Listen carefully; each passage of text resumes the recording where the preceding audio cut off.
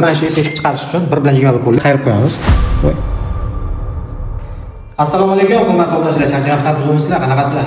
Bugungi sizlarga layf haykimiz, foydali maslahatimiz insangaga va ramq chizib turganlar, tuyagalarga, koloniya chizib turganlarda o'shalarga qanaqangi yechim qilishi va oson chizishni ko'rsataman sizlarga. Bizga kerak bo'ladi bitta marshrutga, bitta qizil nabor kist. Nabor kist tayyorlashlarga o'rgataman. Bitta anaqa nabor kist olib olasizlar.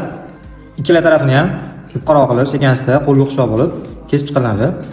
Ozgina mana bu joyni lekin qo'limiz bilan, tirnoq bilan qayirib olamiz. Bu nima uchun deyilganda, abi chizgan paytda sizlarga qulay bo'ladi. Qirrasi bilan, beti bilan chizgan paytingizda mana mana shu holatda keltirib olsangiz bo'ladi.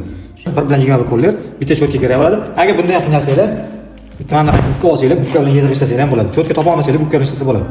Diqqat bilan kuzatib tursangiz, mana ozgina suv qo'shib, qora bilan 21 dan aralashtirib olyapman. Ko'pchilik o'chib ketyapti bizda, siz nimaga o'chib ketdi so'rashadi. Uni me'yorini tayyorlab olish kerak. Agar siz o'chib ketib qoladigan bo'lsa, ozgina bensanka ishiga ozgina bensanka qo'shib olasiz yoki ozgina gun to'pga qo'shib olsangiz, umuman o'chmaydi. Mana sekin-asta rangni tayyorlab oldik. Mana sekin mana yedirib chiqasizlar mana.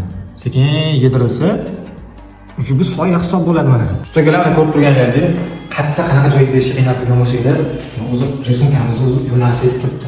Resmkani yo'nalishi bilan qayerga udar berasiz, qayerda udar bermaysiz.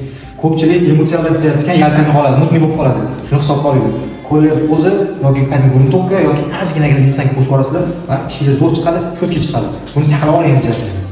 Siz cho'tka chizganingizda o'chib ketib qolmaydi, bensanka erib ketmaydi deydi. Bensankamiz umuman erimaydi.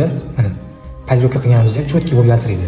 Nabor kesa chizib turganlarda mana qirrasi bilan chizsangiz ingichka mana ko'rishim yaqinroq ko'rsataman. Mana yoni bilan chizsangiz ingichka chizadi. Agar mana bunaqa joy bilan chizadigan bo'lsa, qalin bo'lib ketadi, ko'rdingizmi? Ingichka chiza oladi. Yoni bilan chizgan yaxshi. Ikkita joyni bir-biriga ulab olish kerak. Bir-biriga adden bo'lib qolgan shu chastni bir-biriga bog'lab olish uchun sekin kesgan olib turib, mana qilib turib, keyin mana qilsaydi. Toshda ham shunaqangi rismkalar bor mana. Ustiga bir-biriga uje sekin bog'lanib, toshni bir-biri bilan kesilgan joy bo'ladi. Uzoqdan ko'rsanglar bo'ladi mana.